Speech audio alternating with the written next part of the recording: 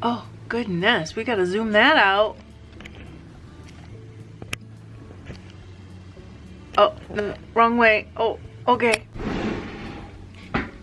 This light is gonna be so atrocious, but we're just gonna work with it because it is great for dyeing.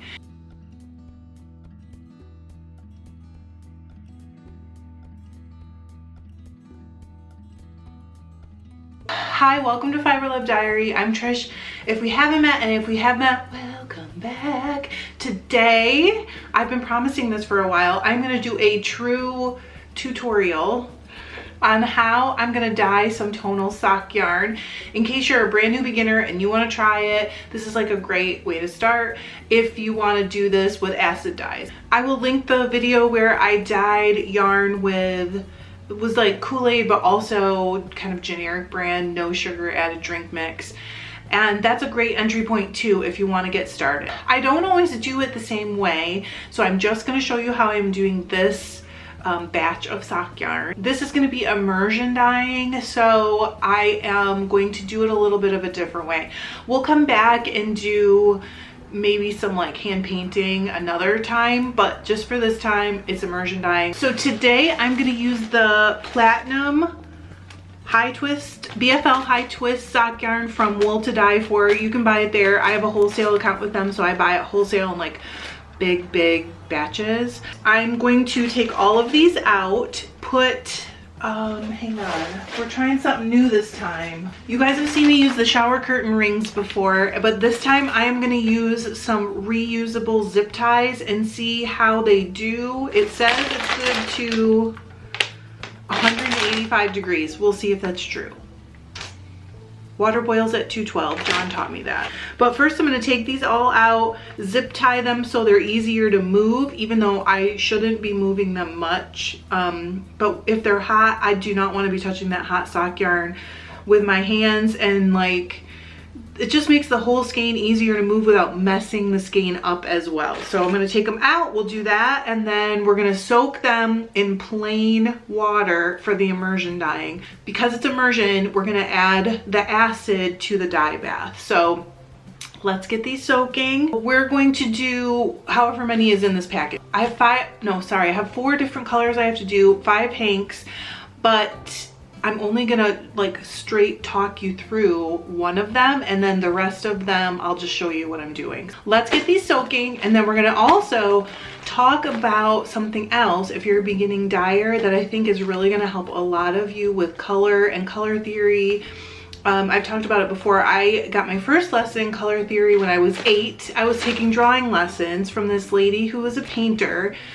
Not exactly in our neighborhood, but within bike riding distance in the summer. She did a drawing class for elementary school kids. My mom signed me up, and it was all drawing, like pencil and charcoal, but she did give us some color theory during that because she was a painter and she was painting while like we were working on stuff. So that was my first lesson.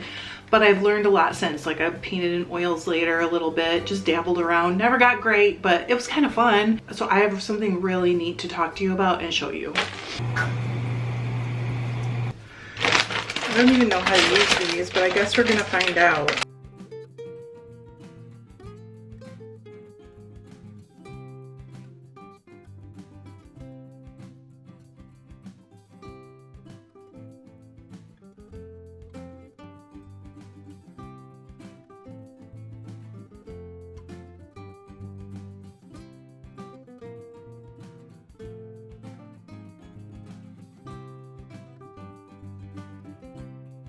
These in the water. This water is so cold. But it's kind of too warm out here, so it's all right. And then we're gonna discuss. I'm gonna try not to spill water all over because my phone's on the counter.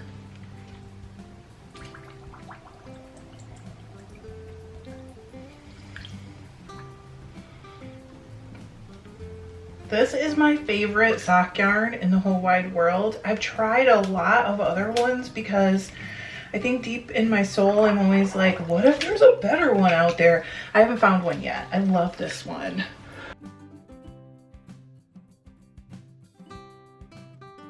And now that that's done, we're gonna let it sit and soak just to make sure it's all the way saturated. When I first started dyeing, I bought 3, 4, I think 5 colors of acid dyes. So I bought the primaries, red, yellow, blue, as true red, yellow, blue as I could. And then I bought a pink that was like a little more of a purpley pink, and I bought black. That's it that I bought. That's all I had for a long time. I did this thing because I know you can make basically every color with the primaries. I don't know what you guys are gonna think about this, but I thought it was pretty smart, and I think it's super useful. The first thing I did was make a stock solution or a baseline solution for myself. So each color, the red, yellow, blue, not the other ones, I didn't use those. I used 1 teaspoon of dye, or I probably should have weighed it out, but at the time I didn't want to mess with that part. So I used 1 teaspoon of dye for 2 cups of water. And then I called that my stock solution for then, and I dipped a small piece of wool in each one. So this is the blue. The red I used was Jacquard Vermilion. So this is that. This is full strength red. I started with these 3 colors. I'm not convinced still that the vermilion is the most true red, but that's the one I used for this experiment. So I marked them all, and you can see they're on index cards, and they each had a small lock of wool dipped in them, and then I microwaved them to set them so that they would not run or anything like that, because they might get wet someday if they're around my dye studio. So these are the 3 I started with, and then from these 3 colors at this strength where I knew how I had created them, I'm gonna show you all these colors, all of them from those 3, and I wrote the recipes down on each card. And again, like, they're diluted at different levels, and it says how much water I added in teaspoons so that I could replicate these colors over and over again with just those 3. I wanted to make a smaller investment until I really knew I loved dyeing, and now I know I love it. I keep these in this box. They have been with me for 15 years. I moved them from our old house, and I still use them to create certain colors. If I can't buy the particular color that I want and I know I have it, or I think I have something close, I will use it as a starting point, or I will actually use the recipe off this card. I can't tell you how many times I've used this box, and I've never talked about this before in a video. I don't know why, but I feel like you have to make your own, because it's the colors you start with will be different, and actually your water can make a difference too. But it has been just like the best thing ever. Anyway, if you want to do this, it does like take an afternoon, but it is not hard to do, and it's like super valuable if you think you want to get into dyeing but you don't want to make a big investment. I mean, I can explain to you all day how the colors will affect each other in words, but if you do this and you get to see it with your own eyes, you will learn more. And actually the reason I took this out is because I'm going to do a terracotta today. And I was seriously turning it over in my brain because I've tried actually to get to terracotta without going to this before, and I never quite get where I want to be.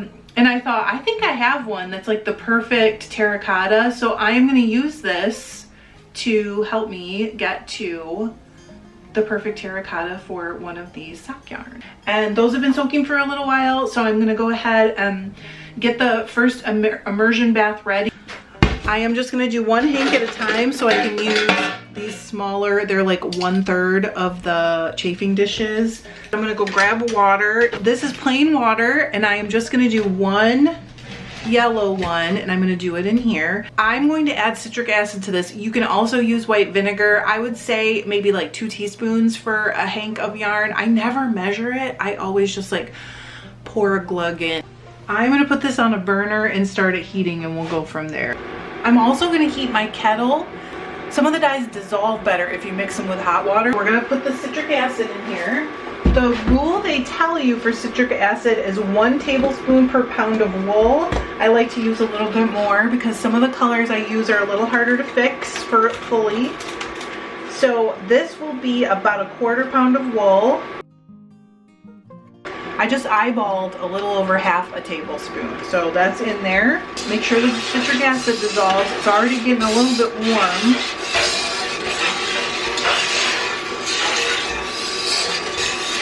You do not need the induction burner to do this. I just use them because they're easier to do out here rather than buy a stove for our barn. I have 3 colors here. I am going to use Yellow Sun. This is about a 1/4 teaspoon. I am going to go on a light 1/4 teaspoon. So it's not really full. And normally you should be wearing a mask. I'm only doing this for one, and then I'll put my mask on.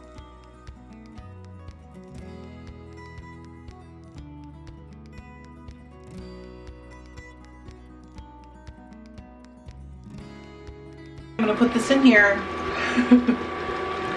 That's gonna be bright, but we're gonna change it a bit.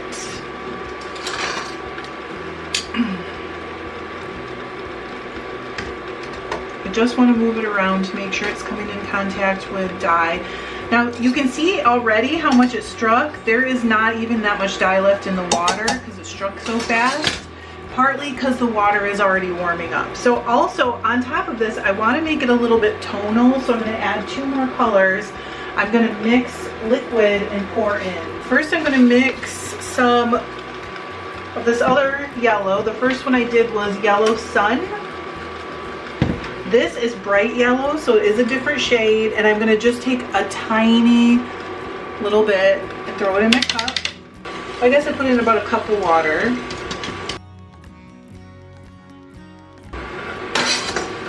And you can kind of see, I think, that this yellow is not as super bright. So I'm gonna pour that on one end.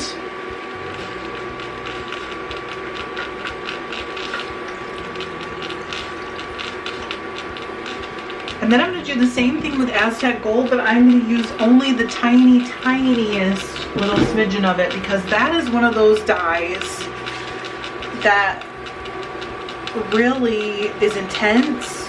Like, here, I'm literally using a tiny bit.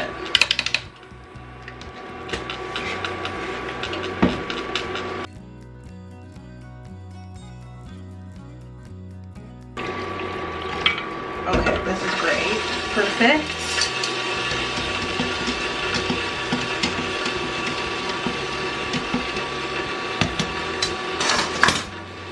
Now because it's tiny bit of dye and also pretty diluted, it's just gonna kind of wash a gold color over some of it. So I'm gonna go on the other end. It's just gonna give it some like tonal variation, which is gonna be very cool. Now I'm gonna put a cover on this. It should take like 15 to 20 minutes, and then I'm gonna pull it out and take a look at it and see how I like it. I've got this burner on 180, but if I was using anything that wasn't superwash, I would have it down a little bit lower, usually around 140, and that's enough. Let's let it go. We're gonna cover it and let it cook, and I'll be back in 20 minutes.